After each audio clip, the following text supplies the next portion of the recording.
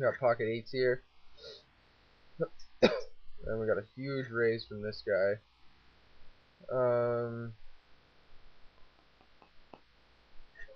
We have a bit of a decision here. He's really aggressive, so he might not have anything. But there's a good chance he will call us. So I'm just going to get out of the way here. We might have had the best hand there. Ah, see, pocket jacks. Okay. So we fold. It's a good fold.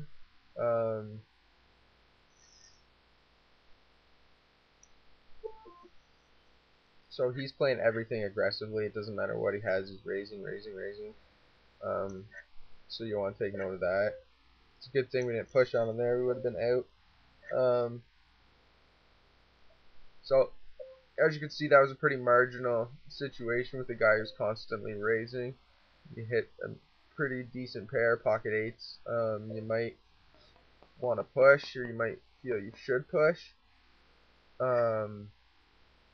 But you don't want to take any these risks in marginal situations early on in sit and goes. So I'm just gonna fold that hand.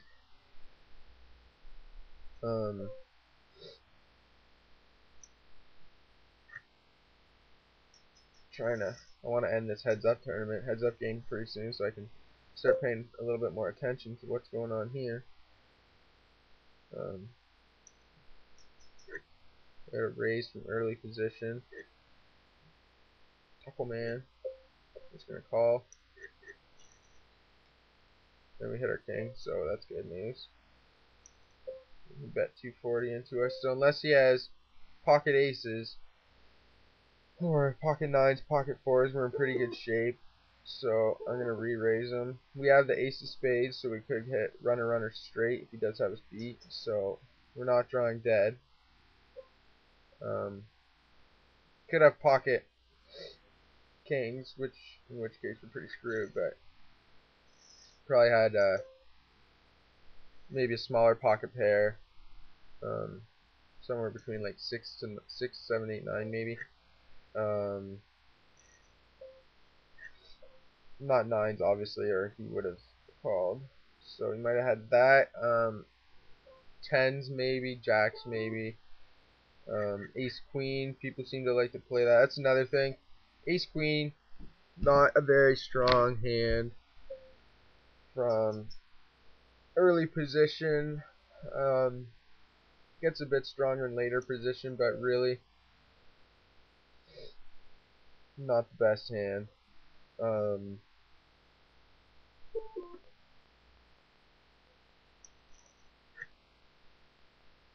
You might be up against ace jack if you play ace queen, but more than likely it's dominated by so many hands that would call you if you were to raise with it that it's not worth playing. Right, pocket queens, pocket kings, pocket aces, ace king. Excuse me. So you just want to dump it more often than not. Now, obviously, if you're getting short stacked and whatnot, ace queens, it's a pretty decent hand to, make a push with. So just keep that in mind. A lot of the hands is very situational, but as you can see, we're playing pretty tight. We want to play a tight, aggressive game. I find that's the best style for sit and goes. So, and play changes once you get into the top 3, once you've cashed. So hopefully, I feel pretty confident that we should get into the top 3. We'll definitely be on the bubble, there's no doubt. But if we can get into the top 3, I'll be able to show you guys those strategies and the difference. So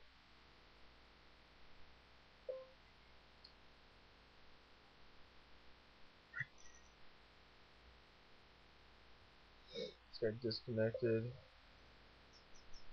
Heads up game, this guy's pretty resilient, but it's only a matter of time. See, he's pushing all in like that. I'm not going to call with ace deuce.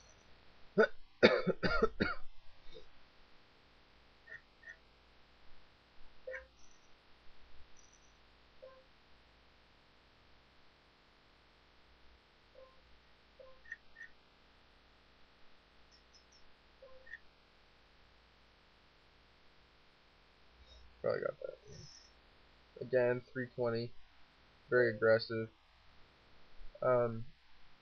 That's good to know. This guy's pushing all in constant. I'm gonna make a call here and hopefully I can put in that pocket five. It's good enough. I'll take it. So the fact that this guy's really aggressive, that might encourage you to limp in maybe with kings or aces, expecting him to raise. So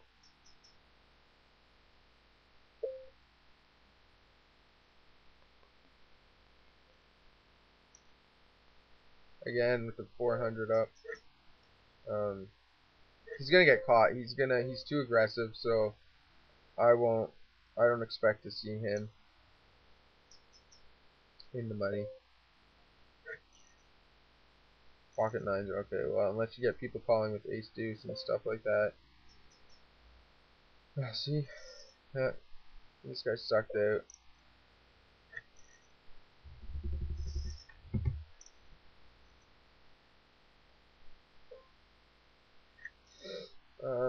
I pretty much bombed this heads up there. He's in like 800. Nice backup.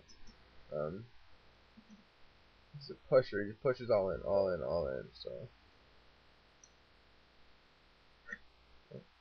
anyways, so you got a limp in there. We're gonna fold. What are we sitting at? Let's check. See, we're in 4th of 7. Pretty good position right now. We're above the chips we started with. We've played 3 or 4 hands, so excuse me, we're doing pretty well.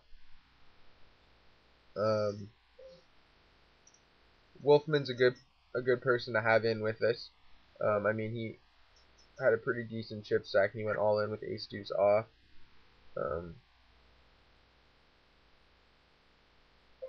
I wouldn't call him weak, simply because there's a decent chance that he picked up on the fact that this guy's raising with everything. So the ace deuce, he had the ace, he's making a push. So now see, there you go. This guy, he got up to 2,500 chips. At that point, he really should have slowed down and tightened up quite a bit. This guy isn't playing anything. He's playing too tight or he's not even there. We're going to put in a 300 chip raise with king jack suited. Table's a bit shorter. Lines are getting a bit higher. And we pick up that 100 chips there. This guy's really pissing me off. So I just gotta wait to hit a hand and pound him with it, which isn't going so well. I can't hit anything. Here we got 7-8 suited.